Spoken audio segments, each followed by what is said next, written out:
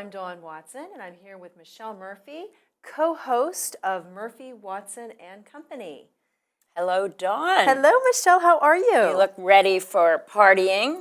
Yes, I feel like I look a little ready for the beach. And the beach. And the beach. Great. And we have got a spectacular guest today. Yes, we do. And before we move on, I do Yes. have to say that you look composed and beautiful and spectacular. Every bit of wildness I have, you have in just composed beauty. So, yes, thank you. So composed. Exactly. Thank you for balancing this. Speaking of composed beauties, we have with us today, our company is Star Black. Star is a poet and visual artist and a wonderful lady. Welcome. Thank you. It's great to be here. So great to have you here, Star.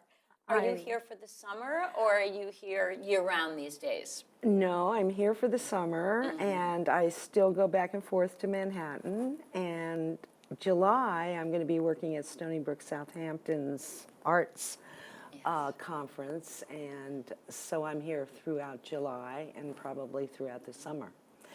And then I'll be teaching an undergraduate course in September called Semester by the Sea at the campus in Southampton for Stony Brook, which combines creative writing with artists' books. So art and creative writing. It's a perfect marriage for you. Oh, Well, I make artist books and collages, and I write poetry. Yes, perfect. So that's perfect. So when you say artist books, can you tell our audience a little bit about what you will be aiming your students toward completing?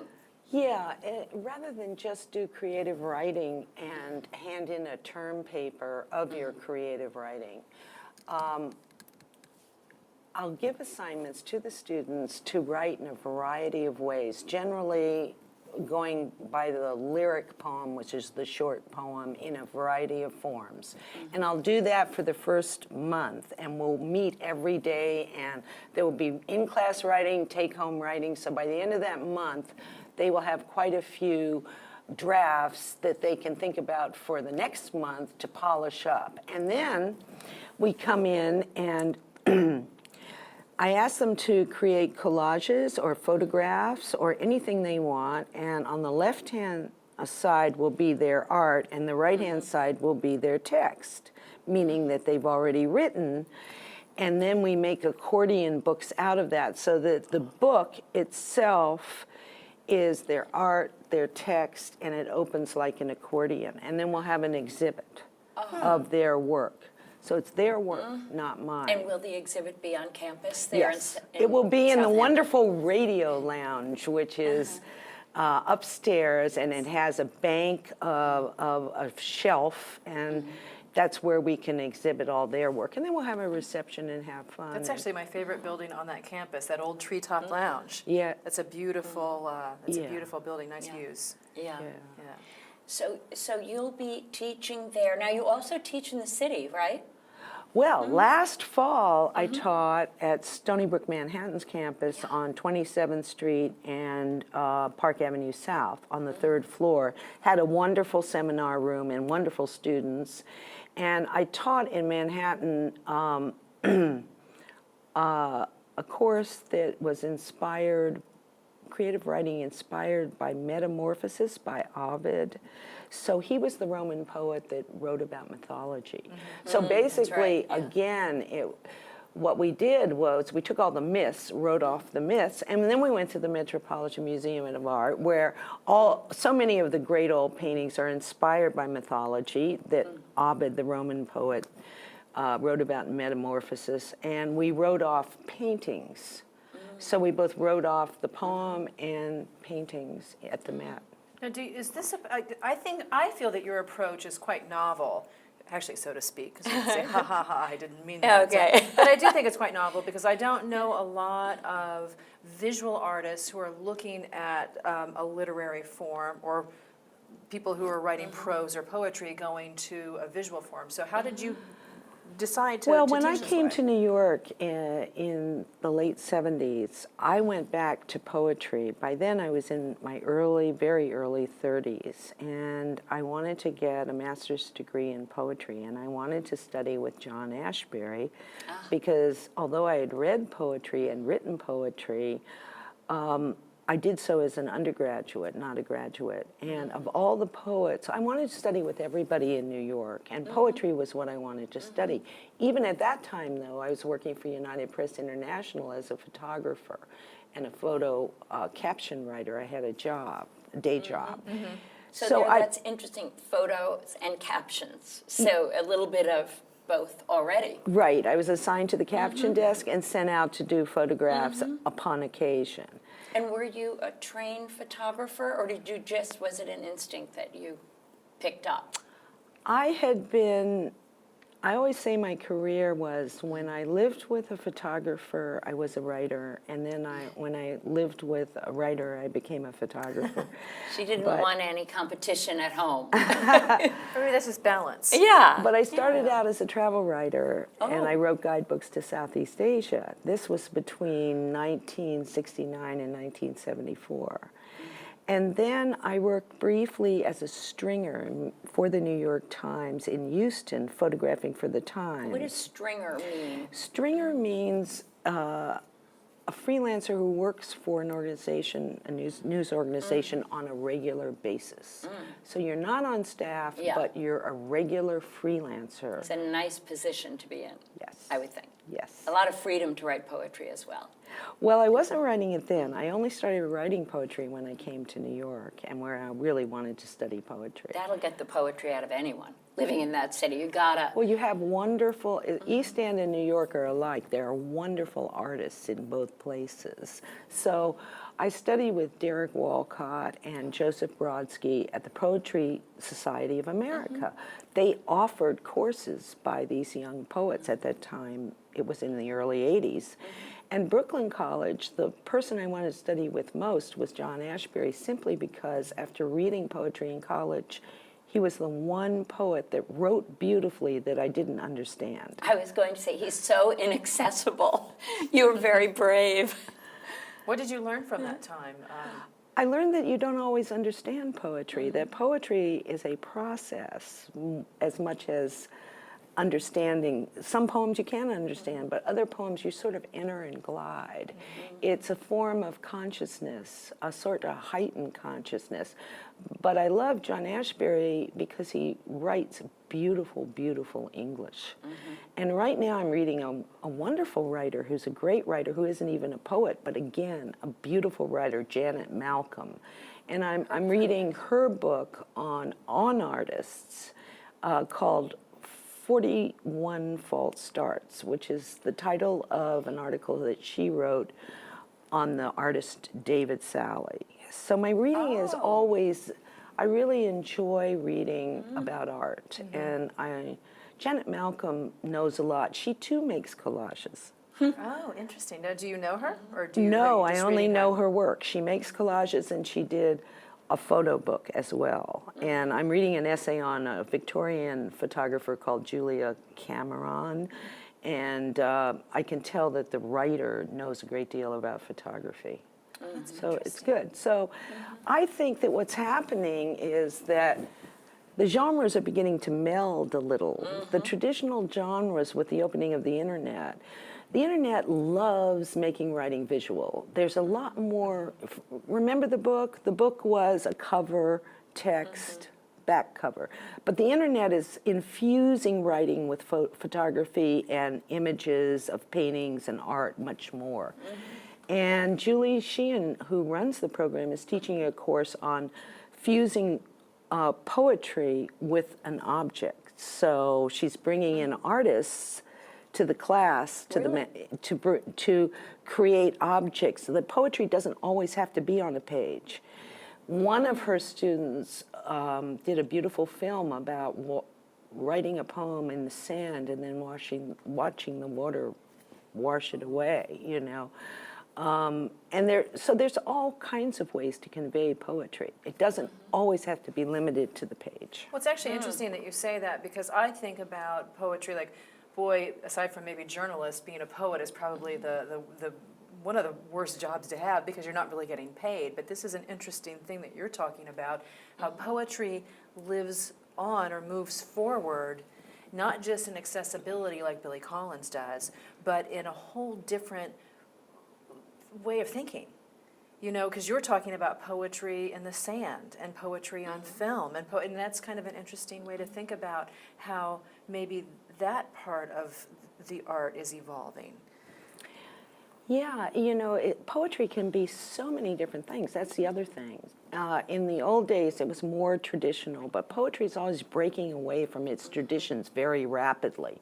So if you're really interested in the art, you can see that it's changing every decade as people come in and break the vessels, as Harold Bloom said. They break what happened before to create their own style and their own contribution to poetry. So it's quickly changing all the time. You're teaching me things I never thought about, honestly, that I didn't really know, because I always thought of poetry as a little stodgy. Again, until, not to keep it bringing up Billy Collins, but until I saw him speak, and I thought, oh, wow, this doesn't have to be, you know, Ode on a Grecian Urn or what have you. But that's because Billy Collins himself broke the tradition before him. So that's what we define as strong poets. Strong poets often break what comes before them. Poet, rebel. Poet rebel. Poet rebel. I love it. Gosh. This gal's life is so hip and so cool, and you're like, Well, touche. well, thank you. Touche. Thank you. But in researching Star, I just loved your life. You're around all these interesting, outlandish-looking people, all from the poetry world and the art world in Manhattan and out here, and in these cool venues and places and little clubs. It felt very like Jack Kerouac-ish. Oh, that's a big compliment because, Yeah. you know, one thing that's similar between photography and poetry is that you're there, but you're an outsider at the same time. In a way, I'm there, but I'm Yes. behind glass. So I picked that up too. I am An observer. everywhere and nowhere at the same time. And the wonderful thing about both poetry and photography is that it takes existence and saves it. It takes your life, your existence, your time in the world, and art does too when you make art. And it gives it an imprint, it saves it. And I'm proud that I could document 30 years in New York of all the people that Beautiful make art, photographs. not only make art, but Yes. make art happen, support art. Yes, yes. And I you know, think New you're- York's a great city for that, obviously. You're immersed in that world, though. It really is who you are and what you're about. That's Well, what I... part of me, but you know, poetry is very solitary. Yes. So you don't see poets sneaking away, Yeah. but they have to. They have to Draft retreat. after draft They have to and- retreat. Yeah, Retreat. you They must. have to be alone. Like painters. Yes, and Yes, it's or similar to collages. me. Yeah. It's similar. So for many years, I went to art colonies. I would work in the city 11 months a year. I would go home to see my family in Hawaii over Christmas, which that are where you yeah, were that's why I raised? live here, because I need to be by a beach. Right. So I was raised in Hawaii, and so 2 months a year I would be away, and I could, when I went to an art colony, I would leave everything behind, meaning telephone, everything in my apartment. I would only take boxes of poetry books that I hadn't read for a while. Then you're given a studio. And when you're given a studio, you're left alone, and that's it. And if I weren't left alone, because how many of us, you, me, can do that? Read poetry for 3 weeks or whatever it takes to get to the place where you've entered poetry. Yeah. I think it's the And best way to get there, because if you have all of those distractions, I know for me personally, if Yeah. I've got a television, if I've got the computer, if I've got a radio, if I've got something to shuffle from one place to the next, it's much easier to put that off. I'll do it at 8 o'clock. isn't I'll do it at 9 Isn't it? o'clock. I'll get up in the morning and do it. So know, it's it's nice to so be able hard. to be alone with Many yourself. people get up very early in the morning, and then they're alone before everyone in the house wakes up. Or Yes. they work very late at late. night. or they have a place in the house that's separate from all the other households so that they can get away. Yes. But you really need You need solitude. that, especially today, because everyone wants to check. Did I get an email? Did I get a text message? I agree You know, with you. it's It's like harder. coming at you like Yes, arrows all and we're day. carrying computers with us Right. now. Yeah. We have. So- I'm. Aside from this moment, I'm connected at every second of the day, and it breaks the solitude, and the solitude is absolutely what you need as an artist, as a creative So when person. you see a person out there at an art opening, one thing you can be sure of is they're not working, which is always good to know. That is true. Because the people that produce the art or produce the poems are not there. They're away, they're by themselves. They have a lot of work to do. Yeah. So, They do, and no one, the thing that's so brave about people in the arts is no one, well, we get the feeling that no one cares if we're doing it or not, but we're doing it anyway. Even if you are a best-selling this or that in the arts, you still have to be your own boss, your own disciplinarian. Don't you that's think? absolutely right, and the vulnerability of Yes. artists, always knowing, there's a famous poem that ends, "I've wasted my life," And John Berryman, the poet, was a wonderful teacher. He was asked by a student, "How do you know you're good?" And he said, "You never know. You die not knowing." Right. So what is it then? It is a dialogue with the past, with everything. It's a love of the craft and or the art itself and all the little tools of it. Like I imagine in a studio, you've got to love the texture of what you're doing. Sure. And in poetry, you love the texture of language. You love words. Like in Janet Malcolm, she has a terrific vocabulary, but you never see it. It only springs out once or twice. So if you love reading a writer closely, you begin to know what their vocabulary is and what they're doing. And poetry is language compressed. So they have to do a lot, you have to do a lot in a short time. And I was thinking about an analogy for poetry, and I just wanted to say, do you remember the movie High Plains Drifter, Clint Yes. Eastwood?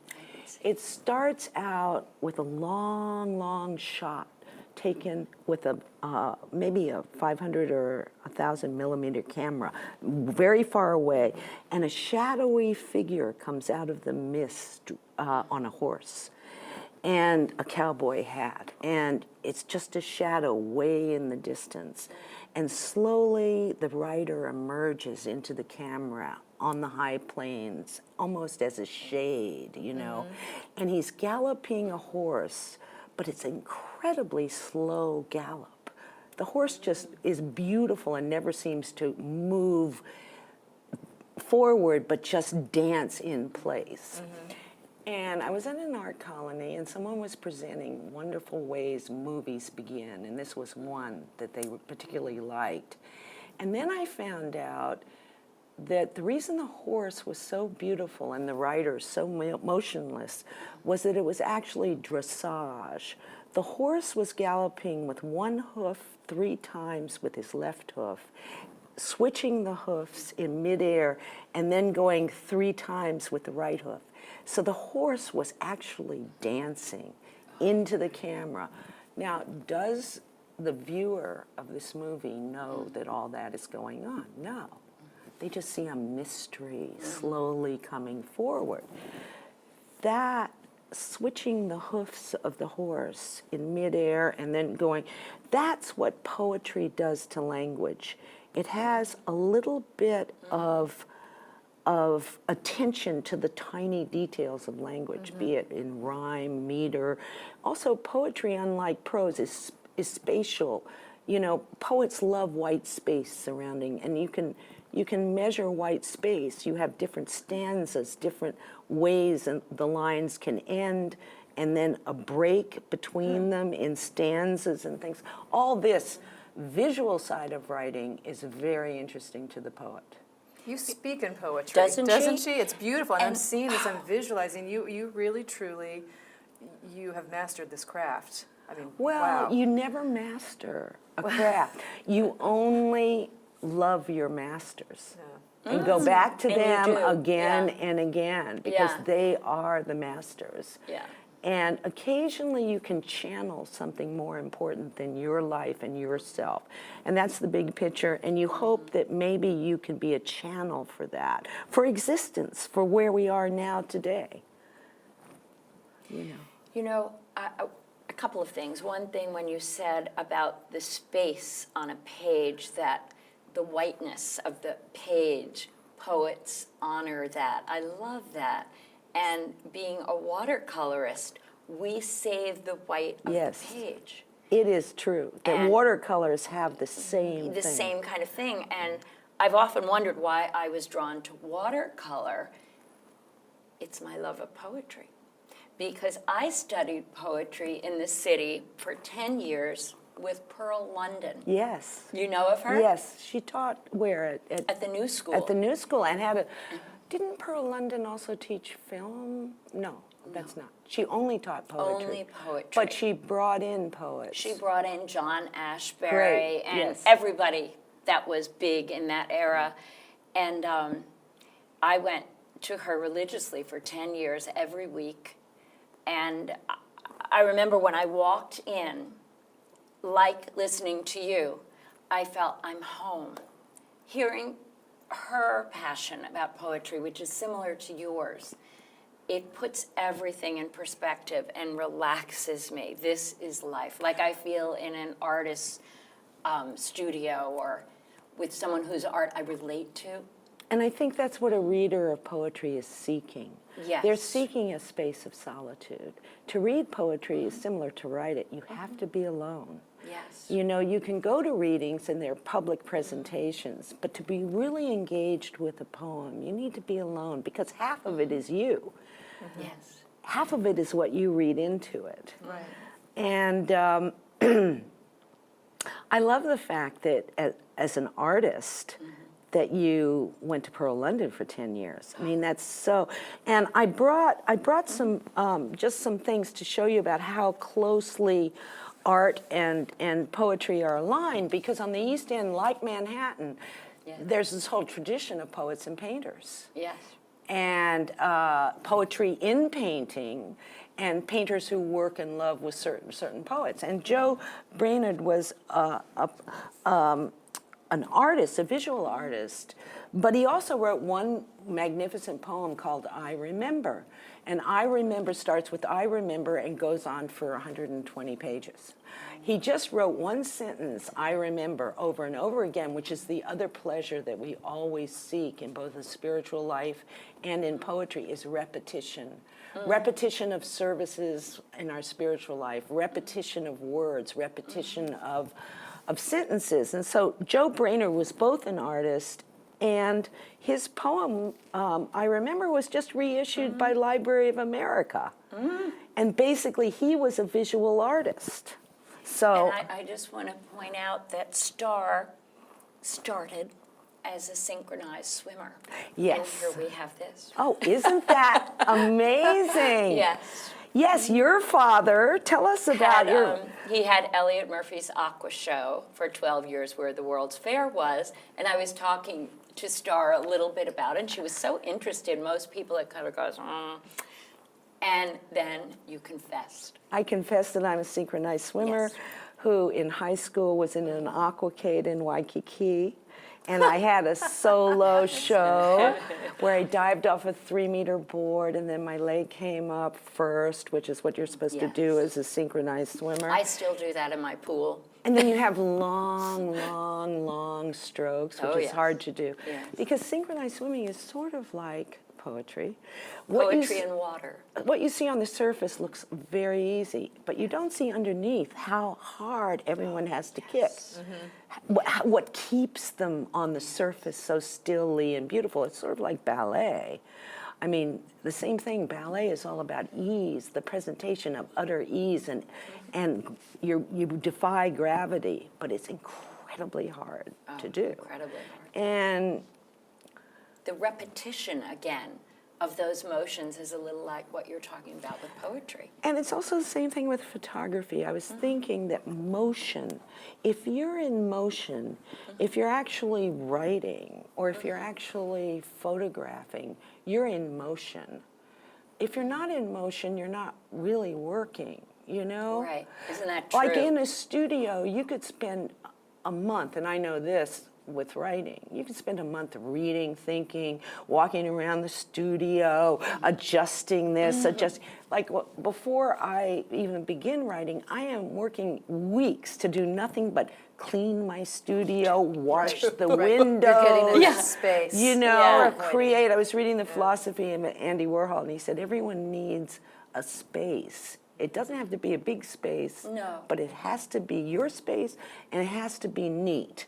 So, That's so true. Even Andy Warhol felt that way. well, I didn't know that until I didn't read either. Philosophy of Andy Warhol, which was issued in the 1970s.